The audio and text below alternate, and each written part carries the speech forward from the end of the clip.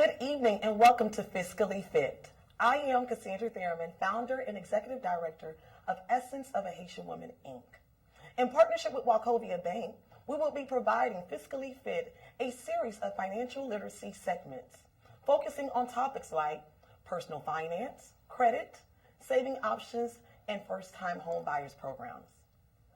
Today, we'll be talking about first-time home buyers program, and we have a special guest here to tell us a little bit more about that. That is Rosandra Merchant. She is a mortgage consultant with Wachovia Bank. Welcome. Thank you. Thank you for having me. Oh, we're glad to have you here. Thank you. So I think one of the main questions, or some of the questions I always hear people talk about is, what's the difference between renting and buying?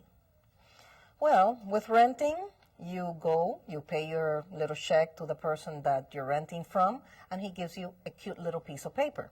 That cute little piece of paper is good for absolutely nothing. When you buy, what you're doing is you're purchasing a property. This is your home. You can change it any way you want to, and you can deduct this from the taxes. Your interest, your taxes, you're all going to be able to deduct that from your taxes. So in a sense, it's helping you to get a little more from the IRS, which we all want to do. That sounds pretty good. So far, so good. So far, so good, yes. So in a market like the one we're in right now, would you say it's a good time to buy? I would say so. Even though banks have gotten a little more strict as far as the guidelines, I definitely do think it's a good time to buy. The prices right now are at the lowest they have been in, I would say, more than 5 years. So definitely it is a good time to buy. Okay. So let's say I've decided I'm 25, I'm ready to buy, but I don't know where to begin. What should be the first step? The first step is really to begin with you. You are the first step. You have to make a decision. You're no longer going to have a landlord. If you choose to purchase, you're not going to have a landlord that you can call when your refrigerator breaks, when your stove breaks. You're going to have responsibility for this. As in the previous last week, my colleagues mentioned, you do have to have a budget. You have to start with a budget. You have to make sure that you're ready for this financially. I would also suggest that you go to a first-time home buyer course. It is a one-day affair, and you learn a lot in that particular course.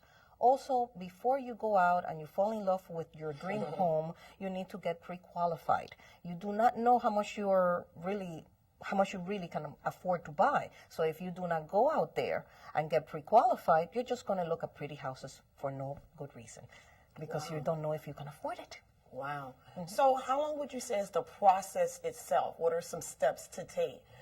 Whether it's before I even consider as far as the planning stage, and then moving into the actual, like you said, meeting up with a counselor, going to a home buyer's workshop. What would you say is the pre, and then, of course, moving into the process itself? All people are different. All human beings are different. Some people are ready in a month. Some people take 3 months. Some people have a little homework to do, which normally is a couple of little blemishes here and there on your credit that you have to resolve.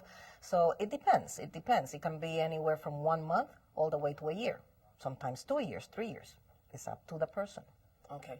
Now, for those who may not be as savvy when it comes to some of the finance terms, like, for instance, debt to income ratio, what exactly is that? Can you break that down for us? Sure. I'll put it in as simple terms as I can. Debt to income is basically what the bank is looking for. And normally, right now, debt to income can range anywhere between 36% to 45%. What that means, just in a nutshell, your gross income, all of your liabilities, that is your percentage. It cannot overpass either 26, 36, 43, whatever the program is that allows you to get to a certain percentage. Okay.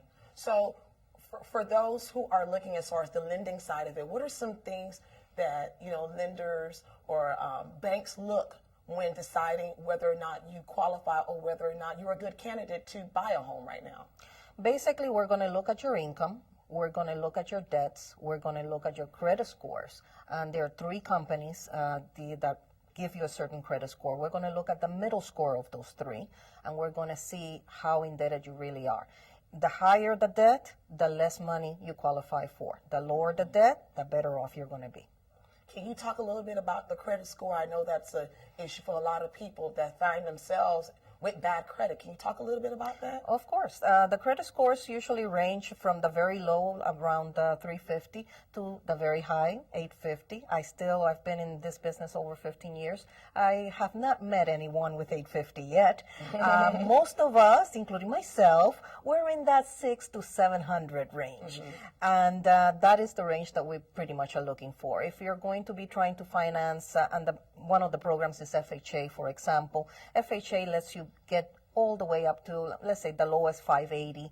No, that is the most lenient of all the programs. So 580 is a score that you can actually qualify to be able to purchase a home.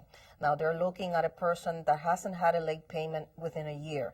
So be very careful, because you might have a credit score of 600 and all of a sudden you say, oh, but why didn't I qualify? Well, you all of a sudden decided that year, within 3 months, you decided to have a whole bunch of late payments. Be careful with banks as far as having overdrafts. Oh, but I have security, they'll pay it for me. Oh, no, wow. but that overdraft counts in your bank statement. So that's another thing you need to be looking at. I don't think a lot of us knew that. So overdrafts are looked at? Oh, definitely. You know what happens? You're paying more than what you actually have in the bank. What is that? Am I going to give you a loan? I don't know. I have to think about that. So with overdrafts, though, I thought, like you said, you have that security, you have that savings account that's connected to it, or maybe that credit card. Shouldn't that protect you? Shouldn't that? It protects you so your check doesn't bounce. Speaking in normal terms. However, when an underwriter is looking at your file, they're saying, uh-oh, what happened here? This might be a potential problem. So be careful with that.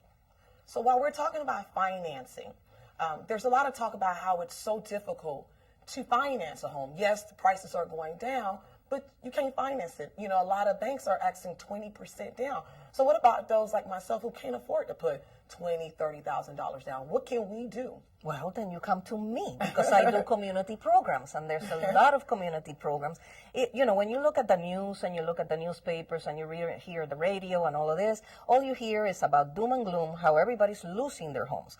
There is no mention whatsoever about people buying homes, and there's a lot of first-time home buyers that are going out there and purchasing. FHA requires 3.5% down payment. There are a lot of communities within Miami-Dade County. For example, you have the city of Miami that can give you, I would say, up to $87,000, depending on the number of bedrooms. There's city of Miami Gardens that gives you up to $25,000. City of Hialeah that gives you up to $25,000. So there's funds out there, and all of those, yes, they're notes against your property. However, it's 0% interest rate, no monthly payments, and they're deferred. Wow. So those can help you. There's another agency which is called Metro Miami Action Plan, and that gives you an additional 4% or $7,500, whichever is less, to help you towards your closing costs, down payment assistance. So there is help out there. You don't have to have $20,000 in the bank. So it's doable. It's very doable.